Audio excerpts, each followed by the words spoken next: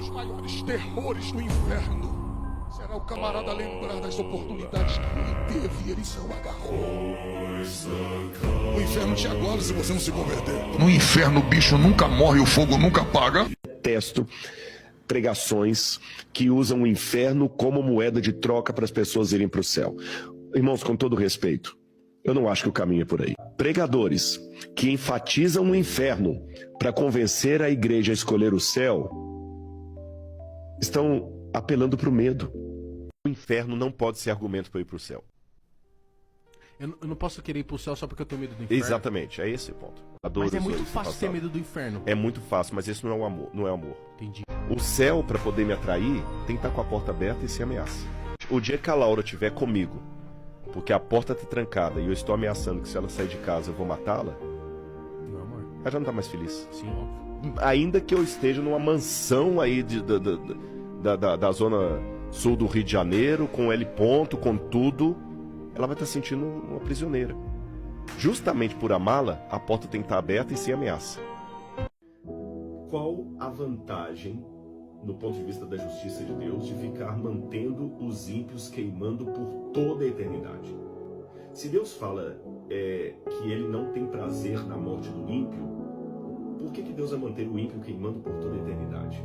Outro problema que eu tenho com essa ideia de um inferno eterno seria o fato de que, de certa forma, isso seria uma vitória do diabo. Se essas criaturas continuam vivendo com ele, queimando para sempre, ele que ganhou, porque ele vai fazer com que um pedaço do universo fique para sempre vivendo separado de Deus. O terceiro problema que eu vejo com essa doutrina do inferno eterno seria o seguinte: vida só existe em Deus, ponto. Não existe vida fora de Deus. E se só existe vida em Deus, como é que alguém vai viver para sempre queimando se ele está fora de Deus? Ele está na impiedade. Como que um ímpio vai ser imortal, vai ter a sua alma imortal, se ele não vai comer da árvore da vida? Não tem lógica. Ah, mas ele vai perder a mortalidade do corpo. Não interessa. Ele é imortal do mesmo jeito. Não bate com o que a Bíblia ensina. A vida eterna é só para o justo. A árvore da vida é só para o justo. Então, o ímpio, ele não pode ser atormentado para sempre, porque ele não terá comido da árvore da vida, porque ele não terá aceito a Jesus como Salvador. Então, ele não tem um princípio vital que lhe proporcione ter uma natureza eterna para ele viver para sempre. Além disso, olha que situação. O pecado nunca ia deixar de existir. Grava isso aqui.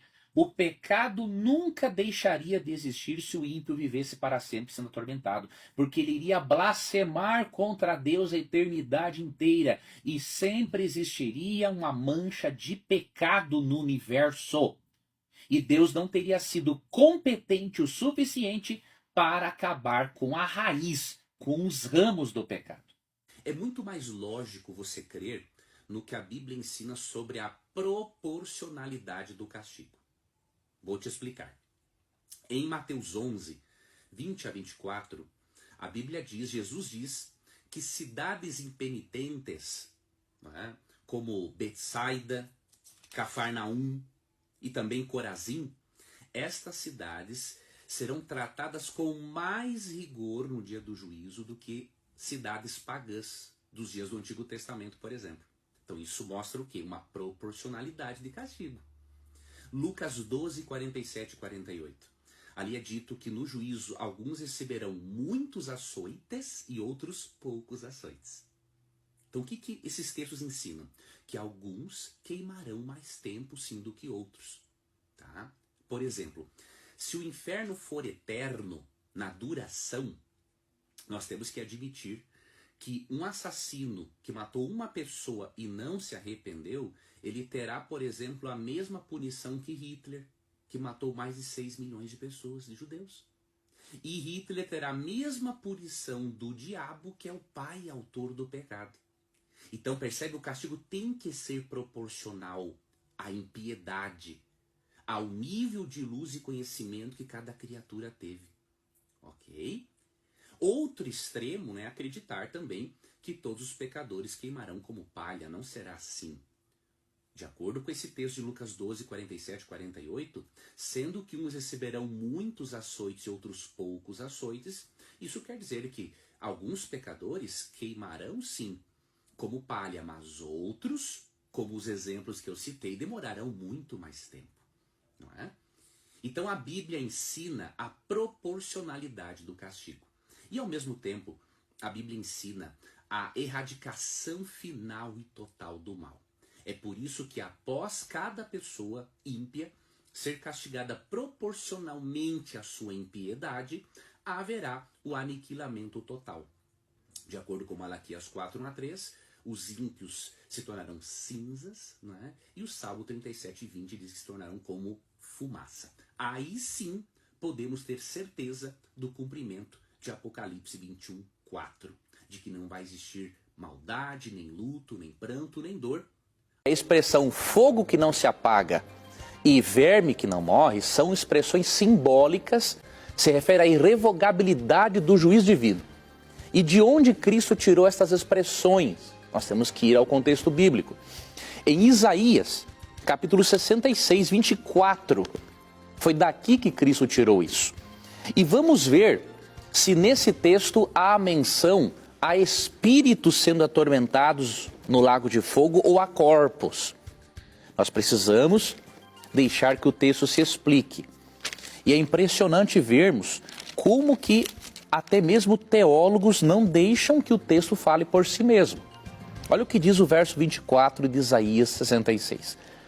Eles sairão e verão os cadáveres dos homens que prevaricaram contra mim, porque o seu verme nunca morrerá, nem o seu fogo se apagará, e eles serão um horror para toda a carne. Veja, primeiramente, de onde Cristo tirou a expressão verme que não morre, fogo que não se apaga? De Isaías 66, 24. E a que o texto se refere? O texto se refere a uma imagem grotesca do Vale de Inom. Quem chegava ao Vale de Inom nos dias dos israelitas, ele enxergava lixo sempre pegando fogo e cadáveres em decomposição sendo comido por vermes. Então Cristo pega esta cena horrível do Vale de Inom e a usa para se referir ao castigo que os ímpios receberão no lago de fogo após o milênio, de Apocalipse 20.